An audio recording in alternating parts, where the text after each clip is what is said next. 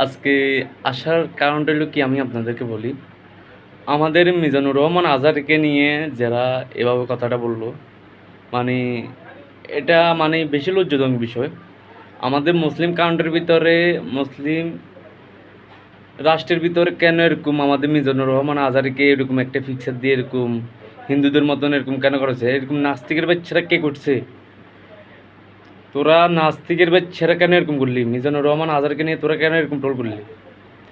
এ বাঞ্চোদেরা, এ নাস্তিকের বাচ্চারা, বাঞ্চোদেরা, তো তোরা এই কাম কেন করছস?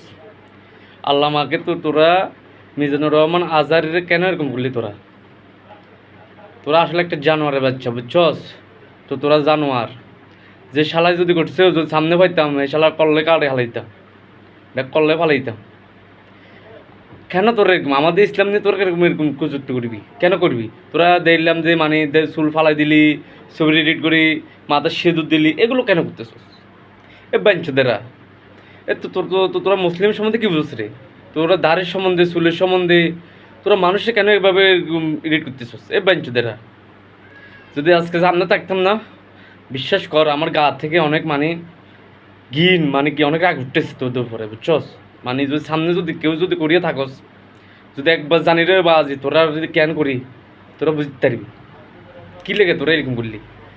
আমার কথা হচ্ছে যে তোরা যা করবি কর, আমাদের ইসলাম নিয়ে কার কেউ কথা বলতে পারবি না। আমাদের ইসলাম নিয়ে কথা বলি তোদের খবর হবে। আমাদের ইসলাম নিয়ে তোরা কখনো কোনো কিছু করতে পারবি না। কেন তোরা এরকম করতেছিস? তোরা কেন আমাদের ইসলাম, আমরা কি তোকে হিন্দু ধর্মকে আমরা কিছু বলি?